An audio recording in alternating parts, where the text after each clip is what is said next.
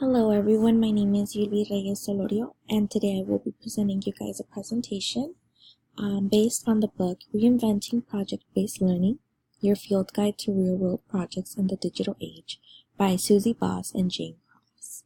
This summary will be on chapters 3 to 5. Chapter 3 is titled Imagining the Possibilities.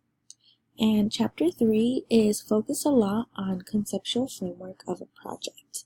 So while it explains the theme of the conceptual framework of a project, it focuses a lot on the importance of identifying the idea, concept, and process when trying to figure out what project to make that is based on project-based learning. It also states that the importance of considering the main idea is that it is important to consider Common Core standards and student needs along with real-world experience in order to make sure that the framework of the project is correct. Then the importance of real-world experience is that it allows students to understand their impact in the community and promote this type of learning community where they feel like they're part of something. The chapter also gives tips on how to use technology to find support when implementing project-based learning in the classroom. One of these types of technological platforms are Wiki, and also it states that when building project-based learning curriculum, it can be useful to meet with other teachers and share. You can do this through technology, and this is also something that is spoken about in a further chapter.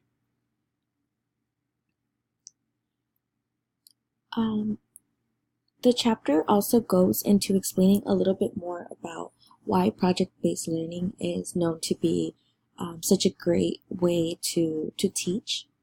And this is because of the efficiency of project-based learning when promoting high-order thinking skills. Students tend to be encouraged by these projects to go a step further and not simply just understand a concept, but to be able to analyze, evaluate, and create something from what they learned through their project. Project-based learning also allows students to not only fulfill the core subject's goals, but also explore and experience 21st century content. So by this, it means learning and thinking skills, communication technology, and life skills, which are all ways of exploring and experiencing personal and professional skills that can be adapted to any other situation and not just in the classroom. Also, project-based learning has been found to help students with learning dispositions. Learning dispositions are skills such as motivation, confidence, etc. So these are all great things that project-based learning can do. In addition to this, it is claimed that project-based learning has 6 essential learning functions, many of which correlate with Common Core standards. These 6 essential learning functions are research, make ideas visible, express ideas creatively, collaboration, project management, reflection and iteration, and supported study or enrichment using open educational resources. So after I read a little bit about the skills that project-based learning has, it did speak about Grit by Angela Duckworth as a skill that students are able to reflect on.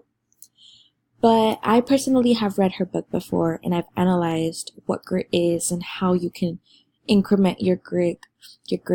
And I would not completely agree that this is a learning disposition that any student can grow equally through a project-based learning.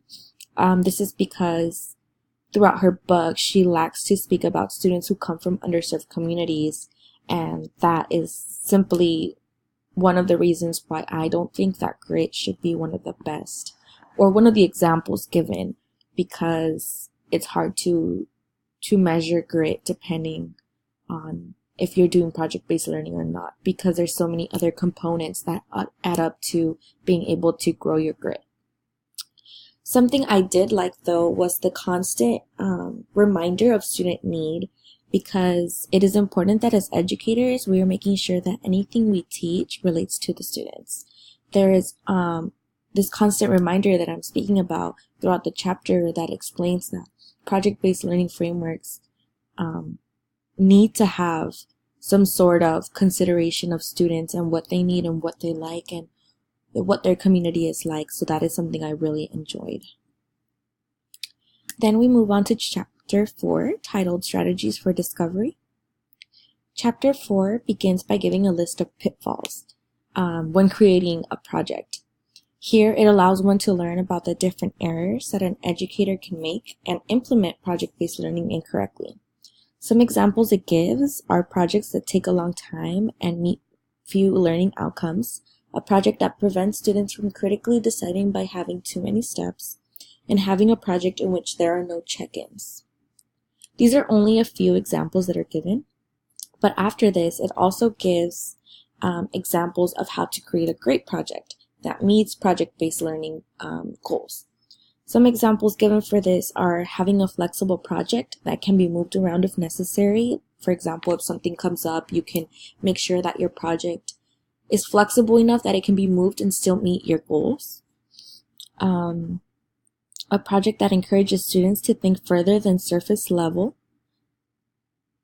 To have technology to meet learning dispositions and by making sure to make it engaging to the students.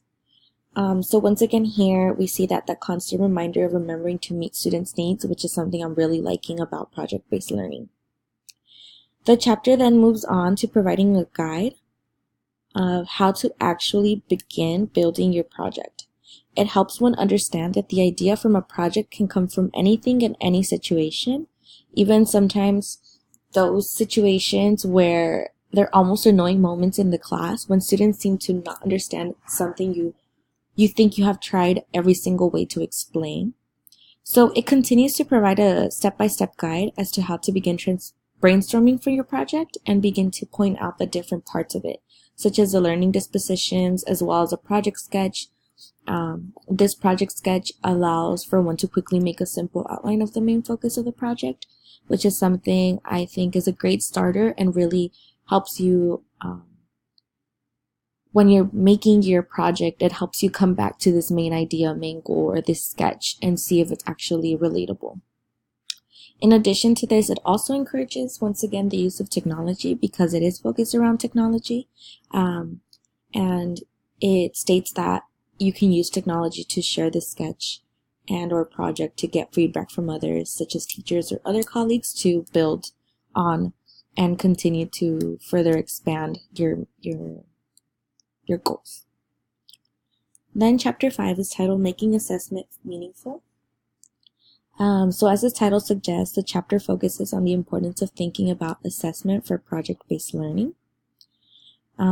It reminds one that having assessments through the project cycle allows students to go through the right path and for an educator to understand its students better. It explains planning for a summative assessment with the graph that you can see here. Objects that will students learn throughout the projects, what approaches might they take to go from not knowing to knowing, and what would they need to demonstrate to show they learned. So these are 3 questions that you ask when you're creating your summative assessment. But then it also moves on to explain the use of rubrics like these for assessment. It provides an example of using a universal rubric and adapting it to one's needs for the project, and of building one from scratch, which I find very neat. However, no matter how the rubric is made, it is reminded that it must have at least 3 big categories. 3 big categories of knowledge, skills and processes, and 3 to 5 criteria for each evaluated in 3 to 5 levels to be able to ensure that the students are meeting all the learning outcomes and the Common Core standards, initiatives, goals are met.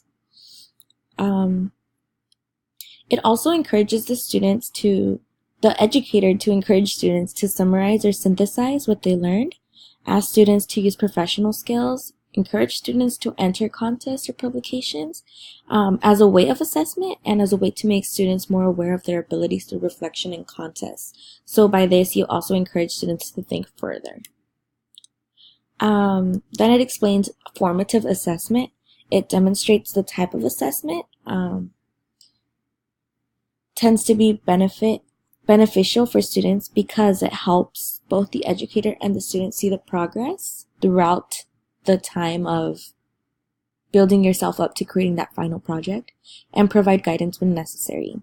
It then continues to offer a guide by explaining the building of a project timeline, and then provides more rubrics for different check-ins, and finishes off explaining formative assessment by providing an extensive list of different ways to assess students formatively.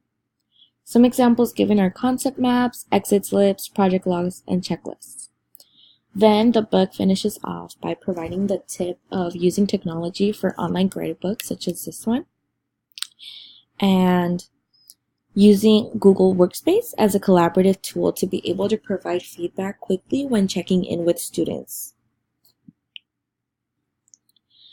So overall, I believe that project-based learning is definitely what I would like to focus most of the work I do in class with once I become an educator.